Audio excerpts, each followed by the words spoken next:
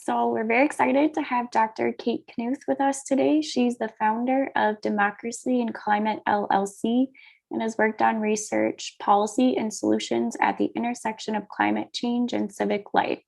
She served 6 years on the Minnesota House of Representatives, built leadership programming at the University of Minnesota Institute on the Environment, and was the first Chief Resilience Officer for the City of Minneapolis. She was a Minneapolis mayoral candidate in 2021, and she earned her Ph.D. from the University of Minnesota studying how to drive the kinds of transformative change needed for a more just, sustainable future. So, Kate, I'll turn it over to you. Very excited to hear from you tonight.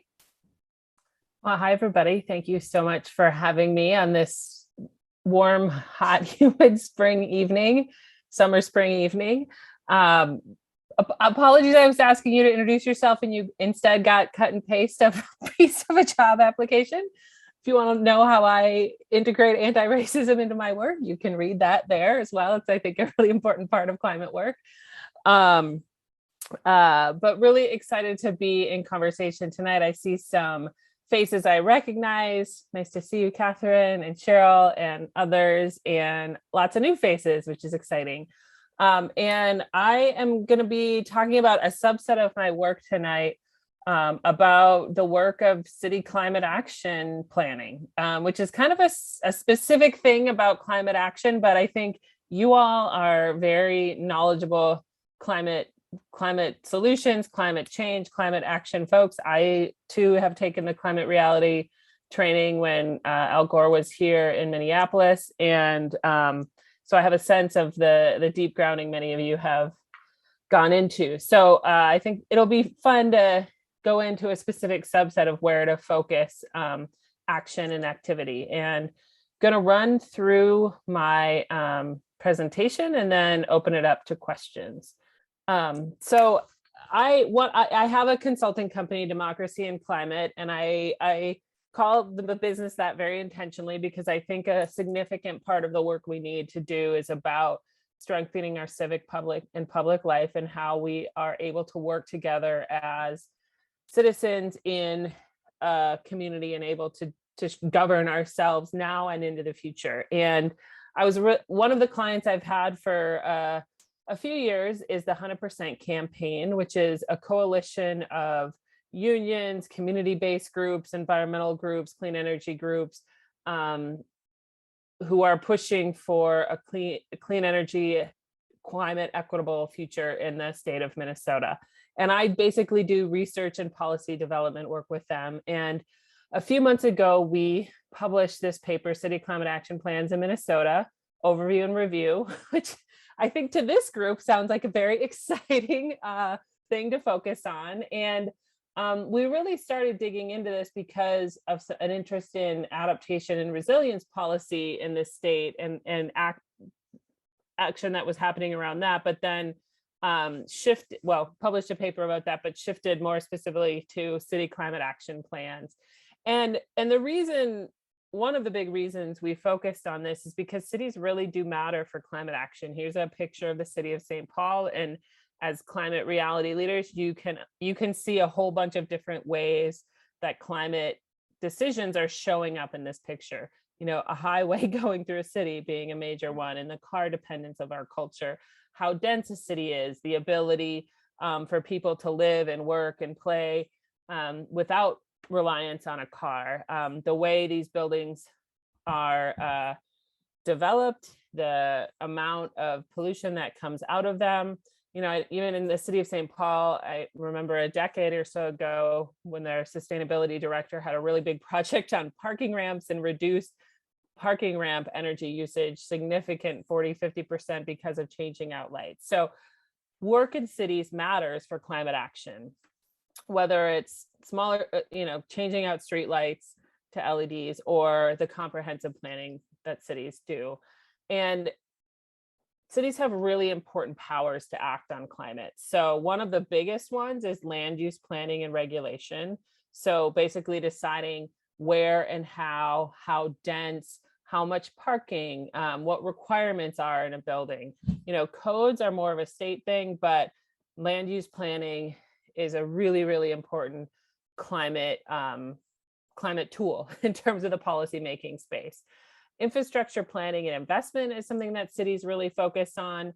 And this is important both from reducing our impact on climate and I think even as much our climate adaptation and resilience. So many cities manage stormwater, surface water and sewers, manage transportation systems, our roads. I just saw a tweet from Mayor Carter in St. Paul today. He was out with Public Works filling potholes, and he's like, our climate change is making it more expensive for us to maintain roads, like a pretty basic city function.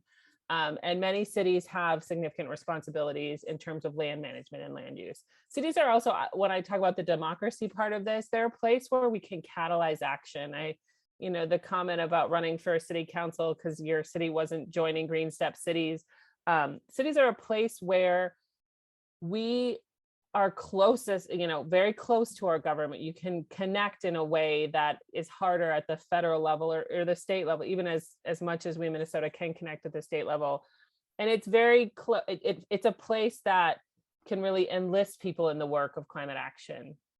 Cities can convene and organize community and make significant public investments. And the decisions, whether it's libraries or a city building, how the city decides to operate its infrastructure has significant climate implications. So those are just kind of high level powers that cities have to act on climate change. And cities in Minnesota are acting. We have someone who's going to talk about Minnesota Green Step cities. That's great because I don't go real in depth in that in this document. But cities in our state are acting on planning for climate action and acting on climate in multiple different ways. One is comprehensive planning. Cities in the metro area have to do a comprehensive plan every 10 years based on the Met Council. It's to help us make sure our development is thoughtful and planful. Other cities in the state can do comprehensive planning as well, it's just not required. Partners in Energy, this is a program through Xcel Energy, which serves about half of the electric utilities service in our state. And so they partner with a lot of communities to create energy action plans. I think of this as sort of like a smaller subset of a climate plan because it's focused on just a subset of climate work. A number of cities have done climate vulnerability assessments. A lot of those assessments came out of some grant funding through the MPCA, working to help cities grapple with and understand what kind of impacts their city would be facing. Some cities have done more comprehensive sustainability plans instead of just a climate focus. Then Green Step cities, which is a technical support and a carrot-based reward program and support program to help cities make great sustainability choices. And then a program called the Climate Smart Municipalities Program, which is basically an exchange with a number of cities between Minnesota and a state in Germany, where they exchange clean energy and climate action and knowledge. So those are some of the high level places that cities are acting on climate. We went deep on a very specific part of city climate action, and that's city climate action plans. So standalone city climate action plans in Minnesota.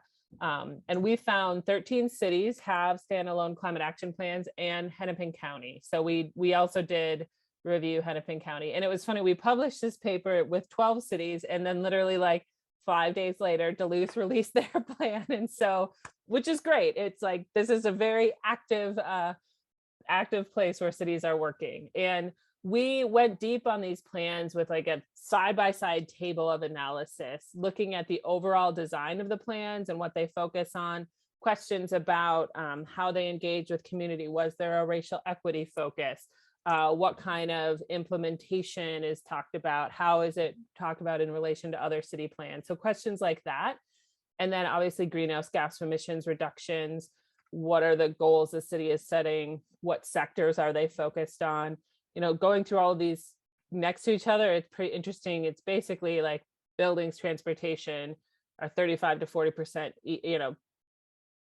those are basically 95% of a city's emissions. And then solid waste and water are 3 to 5%. So they're all a little bit different, but it's really buildings and transportation, and then a subset of water and waste.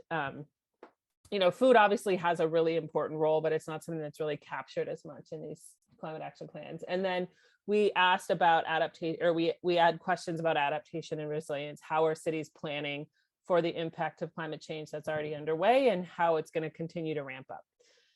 And this spreadsheet is available on our website. You'll see the website at the end. So if you want to really go deep on these plans, we have it for you. So the plans we included in the analysis are listed here, from oldest to newest. Minneapolis adopting the first in 2013. But Minneapolis is actually scheduled to update their climate action plan this year. So they're going back to revisit. But you'll see a whole bunch of them coming up in 2020, 2021, and as I mentioned with Duluth, 2022. And some overall observations about the plans. I think one thing I really appreciated is most of the city plans actually have more ambitious greenhouse gas emissions reduction goals than the state of Minnesota. And not all, but most. And generally the older plans are not quite as ambitious as the newer plans. So Minneapolis, for example, basically has the same goals as the state of Minnesota, but I totally expect their updated plan will be more ambitious. St. Louis Park and Northfield and Grand Marais stand out with wanting to get carbon neutral by 2040 with some interim goals. But there's carbon neutral by 2050 in a number of plans. And multiple of the plans have both the mitigation, the emissions reductions, and the adaptation. Here's two examples that do. St. Paul and Albert Lea both focus on mitigation and adaptation. I think St. Paul's really stands out with a focus on racial equity. And so I think really worth looking there. One other overall observation I thought was really kind of a fun fact is, given all of these plans that we reviewed, 34% of the people of Minnesota live in either a city or a county that has a standalone city climate action plan. And one of the things we also pulled out in our report is some learning from some of the best practices from cities in Hennepin County around the state. And we have a table in the report that goes deeper on some of these best practices, but it was really fun to see the different ways that cities approach it. Hennepin County, I think, highlighted racial equity really well. And one of the things I appreciate about Hennepin County that was different than cities is they did a lot of engagement with the governments within the county itself, which I think is really important because they're just a different level of government. Northfield had really strong community engagement, a really involved committee and community that was part of developing the plan. Two plans that stood out that were done with the same consultant are Red Wing and the City of Duluth, which had what they call climate action work plans, which are not so much looking out 20 or 30 years, but are really focused on what can we do in our city for the next 5 years to have the biggest impact and set us up for even bigger impact, with the recognition that you'll come back in a few years and rework that plan. So it's not as big of an investment, but really trying to jumpstart and focus city action on the near term, recognizing, I'm sure, as you all know, that bigger emissions sooner now have a more positive long-term impact. So I thought that the climate action work plan concept is something that several cities have been working with. And then moving forward from now, I think it's really important that this is not just about planning. Planning, I think, does really matter, especially at the city level, because it engages people in the work. It helps align city staff who may not be climate or sustainability experts, but who have really important roles in city climate action or climate action overall. It helps engage the residents of the city in this shared purpose and work together. But it's really important to think about how you implement and how you hold the city accountable. And I think here's a couple of really good examples. The City of Minneapolis publishes a emissions update. And it's a 2-page document, and it has this graph, but you can look, it has a little bit of commentary about where the city needs to focus if it's going to make the kind of progress needed. And I thought it was really interesting. The most recent one, which covers 2020, focuses a lot on natural gas emissions, because natural gas emissions make up about 41% of the city's total emissions, and the city's not on track to deal with them in the ways that are necessary to make the reductions needed. The other example is from Northfield, kind of like a basic red, green, yellow of actions that the city is taking. And I think just of note, I'm really excited about the next few years in terms of climate action in cities, but in state overall and the country overall, because the bipartisan infrastructure bill has significant climate investments to ramp up things like weatherization, things like battery storage, things like large amounts of money to help us do the building work and the rehab work that needs to happen to really tackle the climate crisis. So I think one of the benefits of city climate action planning right now is there is this federal money that's not coming as like an economic stimulus, as like a recovery money, which is what we saw in 2008 and we saw with the American Recovery Plan with COVID, but is really meant to be coming out over the next 5 to 10 years, as I've heard one person say, not shovel ready, but shovel worthy projects. And it's really exciting to think about this significant federal investment. I also want them to pass the Build Back Better bill, because that one is actually like way more climate focused, but there is some significant investment happening already.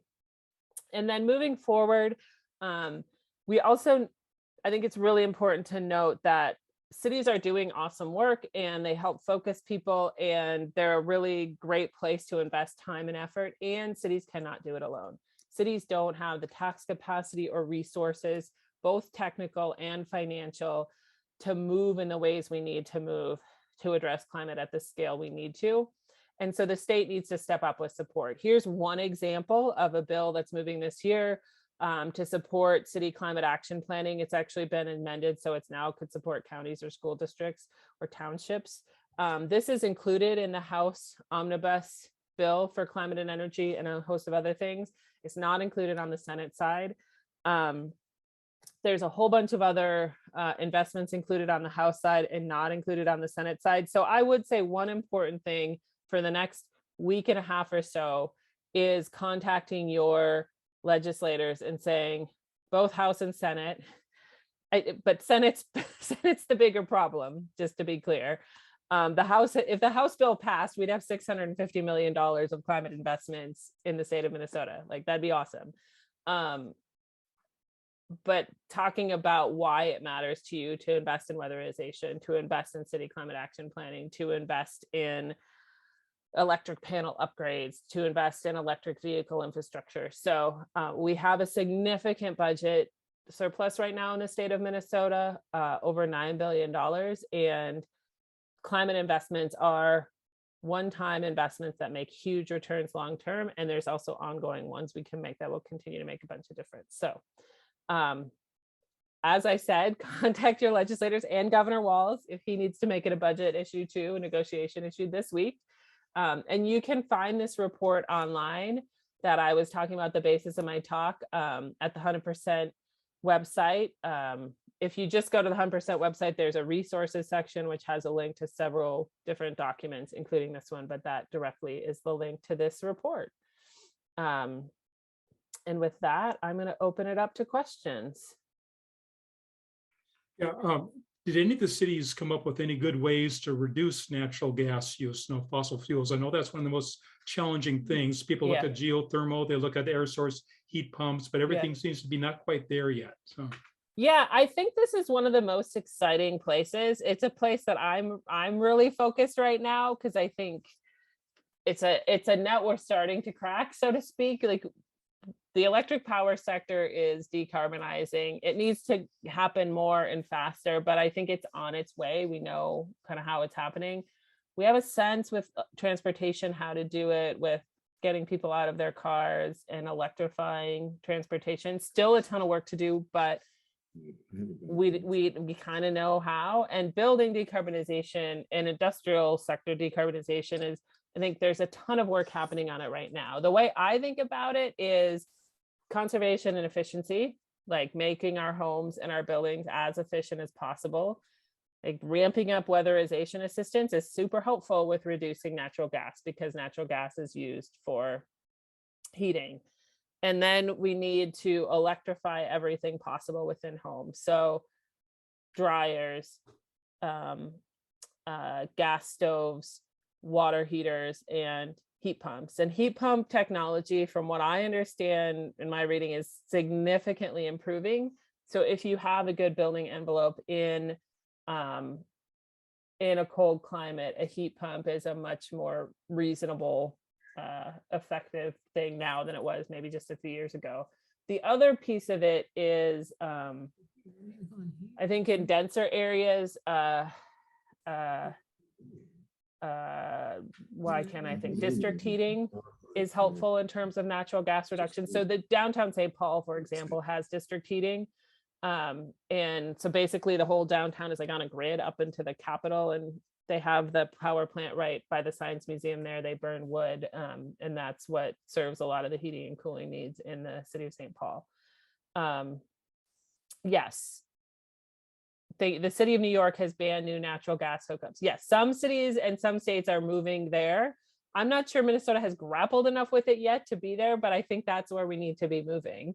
And, you know, the folks I've talked to about who are trying to decarbonize their own homes, it's hard right now to get contractors and ones who are comfortable doing it. It's like right now we put so much onus on individuals, and I'm working with some groups to try to flip that to make it more about a program that figures all that out for you. And then you have to like do the technology and the financing and navigating all those incentives. So I'd say that your question's spot on. It's sort of the place we're really active right now. I think a lot of the policy and research work is actively happening in that area right now. Yeah, thank you. I want to share one thing before they go on to Lincoln. I just got done switching everything to like my range, my dryer, my water heater. But the shock is my circuit breakers couldn't handle it. I had to get a new thing. So in the $9,000 to upgrade to 200 amp service. So that's a big thing people have to be aware of. But okay, over and out. Yeah, there is actually a bill at the legislature right now about electric panel upgrades, again, funded in the House bill to help help property owners and residents. Like the electric panel upgrade is not a small thing. Like, as you just said, it's not a small investment, but it's essential to do the kind of work we need to see. So that is a place that the legislature has been focusing to. So I have a question, Kate. I'm wondering about the community solar farms that are out there. Minnesota having at least at one point had more than anybody else in the country, I think. And how do they, what do you know about how they plug into the grid and to either cities' use of renewable energy? I live in North St. Paul, and North St. Paul has its own utility, and my electricity, at least some of it, and hopefully all of it, comes from the municipal, what is it, the municipal city or power consortium or partnership. What do you know about those and how they're playing in cities? Yeah, there's a lot. I know enough to be a little dangerous and probably too much to give you a simple answer, but not enough to give you a full answer. You know, I think one of the spaces where there is also a fair amount of innovation right now is financing of renewable energy, and just particularly distributed renewable energy, and that basically being energy that's not like big solar farms owned by utilities like Xcel, although you have a municipal utility, which is, I think, awesome. Maybe you should run for your municipal utility board. That would be a really cool climate action. And a place that I think could have a real impact on your community. So it's an active area of work, and there's been a few hiccups, and there's been some pressure pushing back on Xcel for holding up some of that interconnection stuff. But I would say I'm not the big expert to ask on it. I would say it is in a number of the city climate action plans is encouraging more people to buy into more distributed renewable energy, and for cities to invest in their own renewable sources, like on city buildings or city property, to help power city operations. I see there's a question about the plans including residential and commercial sectors. I would say most plans include both residential and commercial for sure. They might talk about it a little bit differently, but and it kind of depends a little bit on the makeup of the city, but buildings are generally a sector overall, and residential or commercial are within them.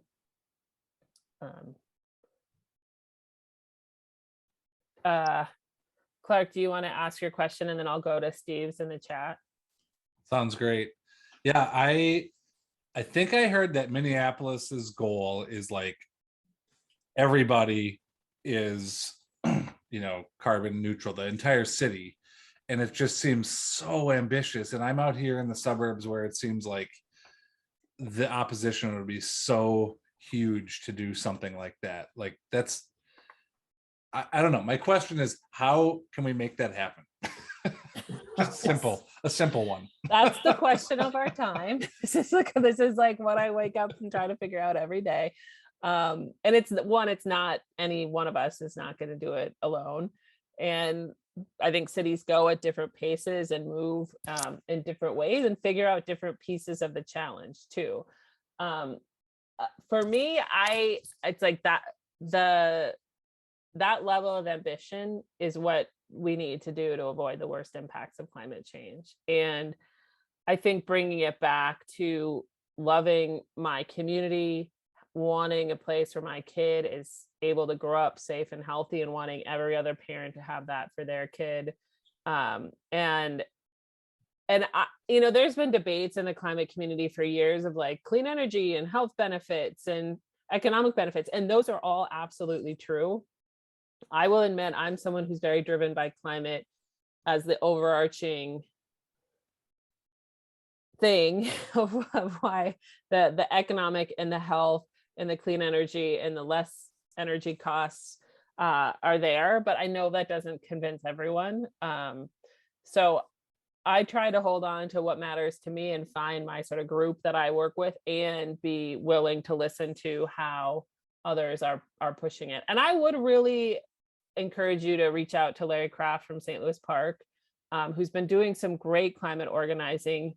He ran for council in St. Louis Park on a climate platform, and he's been doing really great organizing. Like when you saw there were 16 cities who declared a climate emergency in the state. He has been really influential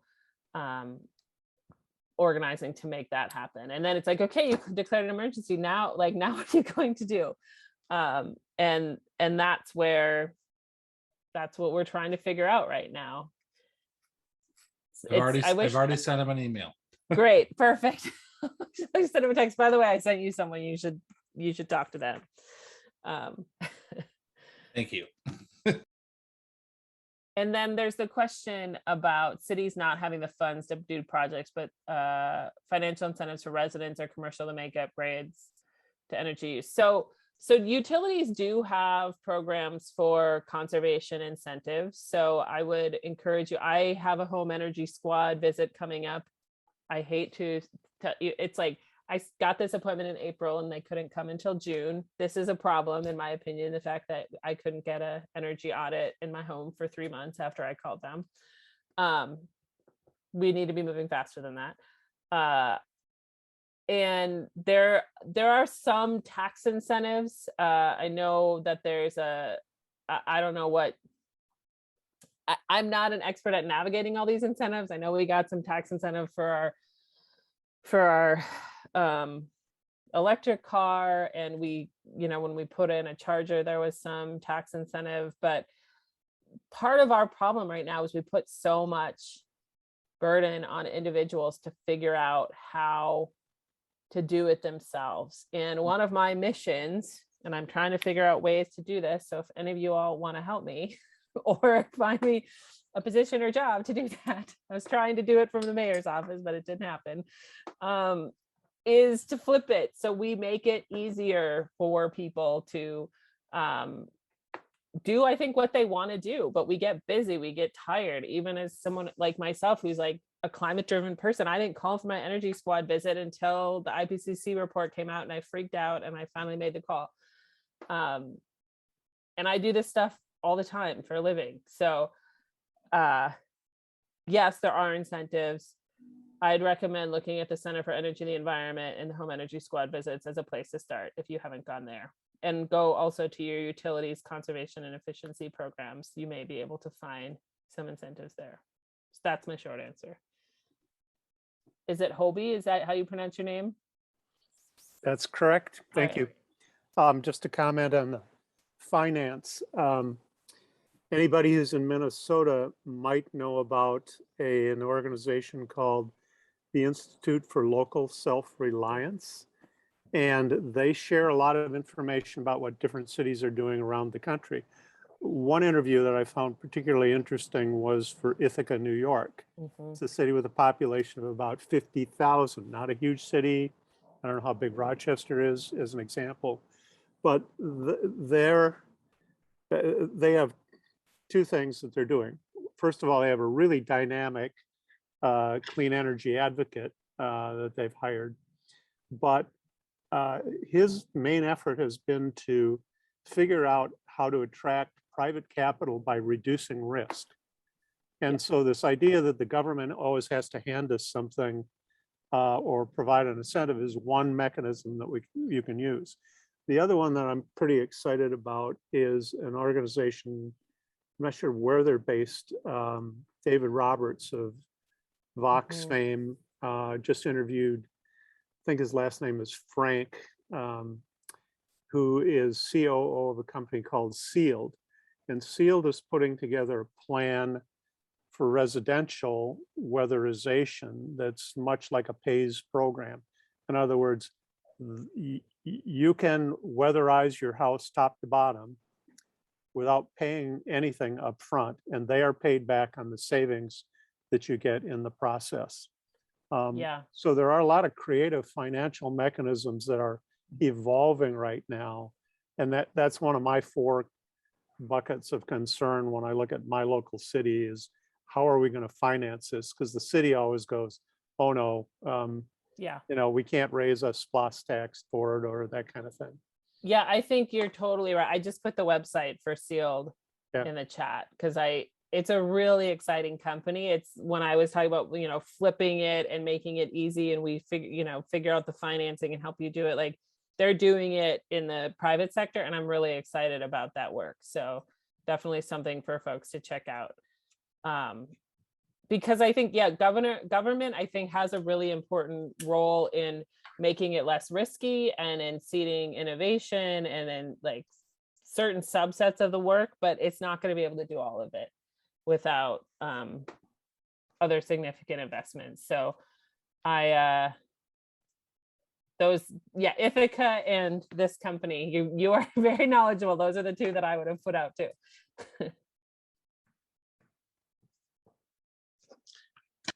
I wanted to just make another additional comment, which is, I'm sure you're familiar with the C40 cities organization and the Climate Mayors organization, both of which are, the C40 is a worldwide organization of large cities that are coordinating, working together, sharing information, etc., with the intent of meeting the Paris Climate Accord goals. And the Climate Mayors group is a US-based organization that has something over 400 cities involved with it. And Kate, you might know more about it. I don't know much about it, but I do know that they're. Yeah, they both exist, the C40 and the Climate Mayors. I think they are good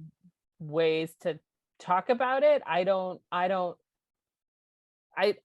think like our mayor in Minneapolis is signed on, but I haven't seen him be a real climate champion. Obviously, I have very high standards for someone being a climate champion, but I do think the mayor of St. Paul, for example, has been a more significant climate champion. And so I think it's important for people, especially like yourselves, who are pretty knowledgeable, to like dig in and say, well, what's actually here? What are you actually doing? How are you actually implementing that? What kind of budget are you putting behind it? I think Kim Norton down in Rochester has been doing really leading work on sustainability and climate as well. So that's another place that I would look within the city or within the state of Minnesota. Yeah. I have to admit, I've become less enamored by big shiny networks and more enamored by like getting like into the nitty gritty and like trying to implement and figure out how to do it on the ground. We've had a lot of pledges over a number of years. Yeah, so lots of talk. And I see Catherine's question. Thank you for the question about a version of the Green New Deal in Minneapolis with establishing a sustainable, I would add dedicated source of funding. So I am working, I've been working with a coalition, the Just Transition Fund Coalition, that's doing this work. And they put out the People's Climate and Equity Plan a month or two ago. I'm really excited about it because of the ambition of it, and because it's very rooted in community and groups, and a number of them led by Black, Indigenous, or Brown community leaders, which I think is important. And this idea of creating a dedicated source of funding, as you said, in part to actually do the work, and also in part to help unlock the financing to do even more work, because it can use to help reduce the risk of it. So I'm really excited about it. I think there's still work to do on building the coalition. There's still work to do on developing the details of some of the plan. And there is, getting down into the nitty gritty, like, are you willing to raise a fee on pollution? I don't know if the mayor is going to be in support of that or not. I would say he would say he's a climate champion, but I haven't seen him push hard.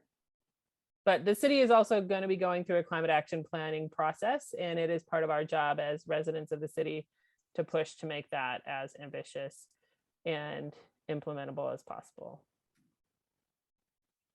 Okay, quick question, just from a Minneapolis perspective. I've lived downtown for a long time. What kind of measurable impact has this 5 cent tax on plastic bags had? I mean, I have no idea. I don't know. Well, that was my point, right? I mean, I don't sense it's had much. I don't notice, this dramatic change in people walking around with, I mean, that one, I think it's, you might call it a climate policy in some ways. I see it more as like a pollution thing. I think COVID has shifted us significantly on plastics because of all the takeout, because of all the concern about germs. So I do think we need to do kind of a reset when it comes to single-use plastics, especially. And I think the use of plastics is a place the fossil fuel industry is going to focus and try to ramp up, because it's a place to use your to use fossil fuels essentially. So I like, it might be nice, but I don't think it's necessarily a game changing.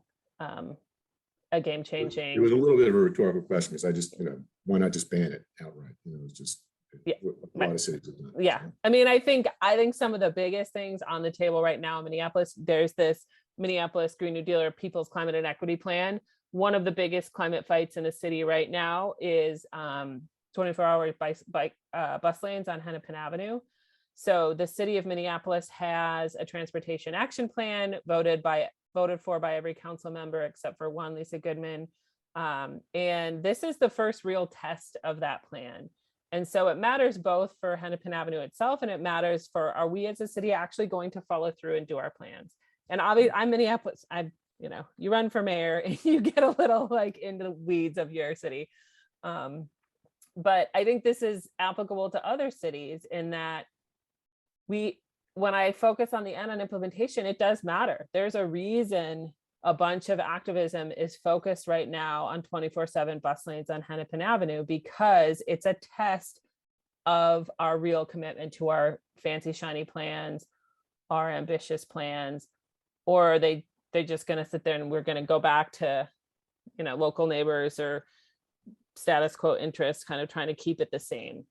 And I think that's really important,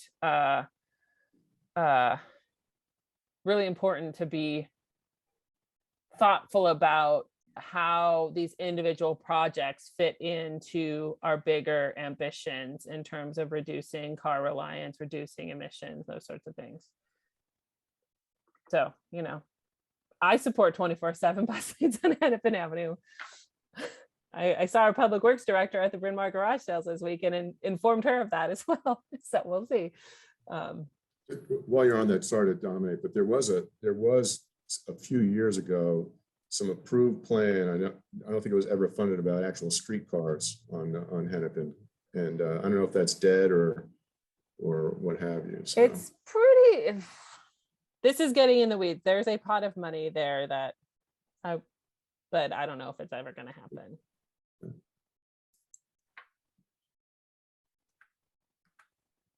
I got just a quick comment on streetcars. My grandfather was in Hopkins and took photographs from the water tower in 1915, and they had streetcars that came from South Minneapolis to there. Oh yeah, my grandfather grew up in Hopkins, and he took the streetcar to the University of Minnesota and got his master's degree in civil engineering. When my dad came back from World War II, he did too. Yeah, my grandfather had diabetes, so he didn't go into war, but he did take his streetcar from Hopkins to the U and got his degree, which is not something we have anymore.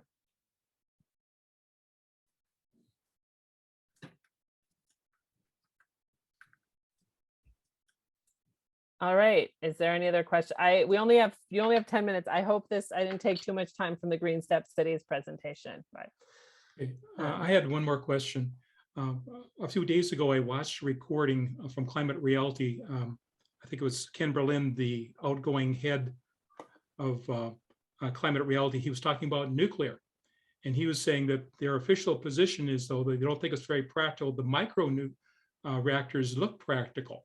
And we've had some speakers on that. I just wonder if you have any thoughts on that. In Minnesota right now, it's illegal to pursue such a thing, but it looks like there might be something there.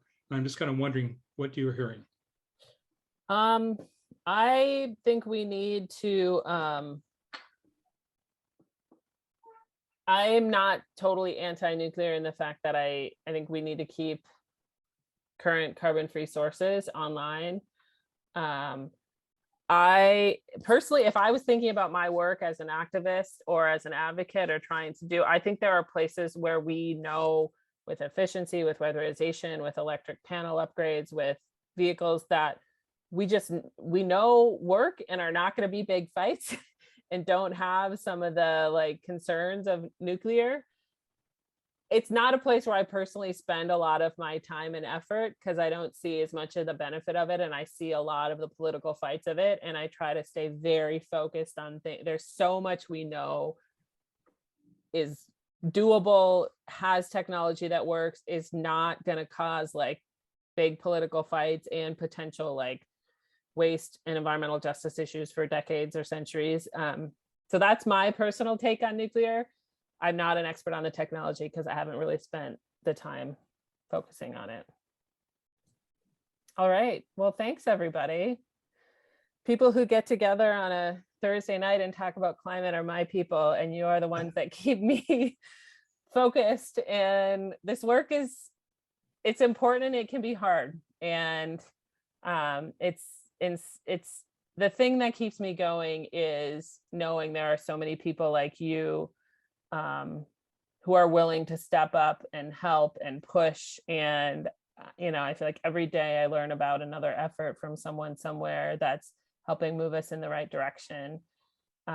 It's not going to be one project. It's not going to be one thing. It's going to be all of us pushing a whole range of solutions to build the kind of future we deserve and our kids deserve. So I really appreciate you all being part of that.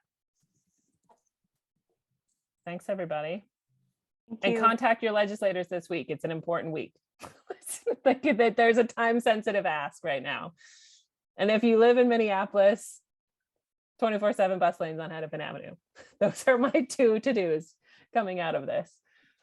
And awesome for running for office because you're mad about climate. That's good for you. All right. Thanks, everyone.